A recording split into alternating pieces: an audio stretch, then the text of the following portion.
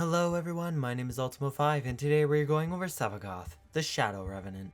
Sevagoth is a warframe that was lost upon a voyage adrift on time. In order to obtain Sevagoth, one must play the Call of the Tempestari and finish the quest in order to obtain his blueprint. Meanwhile, his chassis, neuroptics, and systems can all be acquired from Void Storm missions in the Pluto, Neptune, and Vale Proximas in Empyrean missions. Requires a mastery rank of 0, comes with a V and D polarity slot, and because of this the builds on him will require 4 Forma. In Sevagoth comes with Sevagoth's Shadow and his exalted weapon, the Shadow Claws. With his Shadow form and claws by his side, he becomes a menace to enemies upon the battlefield and an ally that those would want by their side. Advantages for Sevagoth would be that he has an average health pool, and disadvantages for him would be that he has a below average energy pool, a below average shield pool, low armor, and a slow sprint speed. Sevagoth's passive enables unending death and rebirth. Upon entering the bleed out state, Sevagoth will petrify into a tombstone, enabling the player to control Shadow with the objective of collecting 5 enemy souls. Once the player has reached a full harvest, Sevagoth will then revive. However, alternatively, an ally may revive Sevagoth manually. This passive is really outstanding for solo play due to giving the player a second chance, but it ends up falling off when in a group. Don't get me wrong, it still can be useful in a group, but most of the time I get revived by my teammates.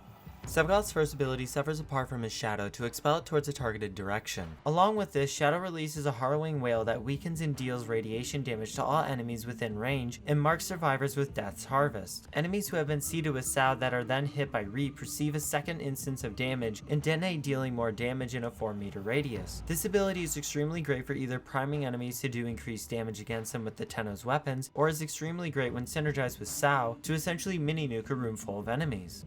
Sevagoth's second ability damns the souls of enemies around him, implanting death seeds into all enemies within range. Those who have been seeded decay, taking true damage over time. This ability is great due to how it synergizes with Reap, but also in some circumstances, not so great. The main reason why it isn't so great is that the damage over time has a fall off from 100% to 25% at max range. This isn't too bad, but unless the player is really using the ability and synergy with Reap, then it makes for an easy flex out for a Hemlith ability.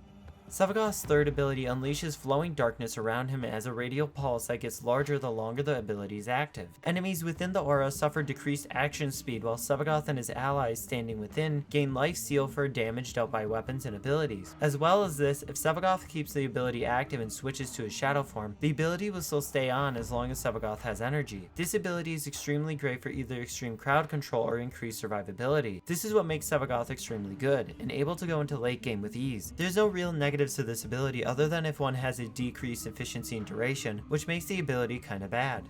Sevagoth's Force ability allows Sevagoth to passively collect the life essence of enemies affected or slain by his other 3 abilities that fill up the death well gauge. Once the player uses this ability, they transfer control to his Shadow manifestation and gains 4 new abilities and becomes equipped with his exalted Shadow Claws. I won't go into much detail about his Shadow here, due to the information being in the other guide about Sevagoth's Shadow, but this ability is pretty standard. It is used for transference in order to switch between the two, so there isn't much to say, just don't switch this ability out for another. Before we begin, the aura slots in these builds are different due to me using an aura forma. I do strongly suggest using an aura forma for Sevagoth, however if one doesn't want to, then I would say forma for a dash polarity in order to fit in corrosive projection or other useful dash aura mods. The Vitality Drainer build for Sevagoth utilizes 2 different builds, with his main one focusing on an extremely large increase to energy and a medium increase to strength, duration, and range. Meanwhile, his alternative build focuses on a very large increase to strength with a medium increase to range and a small increase to duration. The build's flex slot is Augur Secrets, and both builds work very well in the late game. However, the main build has more energy and less energy drain for Gloom. Meanwhile, the alternative build has more energy drain for Gloom and more ability strength with a decreased energy pool. It doesn't really matter which one is chosen, but I prefer the main one that has an increased energy pool. It just fits my playstyle more. Essentially, this build set is focused around Gloom for crowd control and survivability, with the ability to prime enemies with Reap. The Soul Harvester build for Sevagoth utilizes 2 different builds, with his main one focusing on a large increase of strength, with medium increases of range and efficiency and a medium decrease in duration. Meanwhile, his alternative build focuses on an extremely large increase of range, with medium increases of efficiency and strength, and a medium decrease of duration. The build's flex slot is Augur Secrets, and is more suited for missions that will have tons of enemies that gather up. Essentially prime enemies with Sow and then Reap enemies to do tons of damage. However, I noticed that bringing this into Steel Path, it is a bit harder to kill enemies, so I would suggest suggest subsuming Gloom for Hildren's Pillage, which will help with stripping enemy armor or shields. This significantly makes it easier to nuke them into late game against a Corpus and Infested. However, the Grineer is a bit more difficult to deal with still. Alternatively, a player could subsume Nidus's Larva or Mag's Pull to bring enemies closer so one can nuke the battlefield, as well as having a different form of crowd control. The builds for Sevagoth's Shadow focuses on ability strength for his first build, and focuses on ability range for the second build. These builds work well in the late game and even into the Steel Path, in which they tear apart groups of enemies in seconds. If you'd like more information on Sevagoth's Shadow, then make sure to check out my other guide on the frame where I go into much more detail on his Shadow.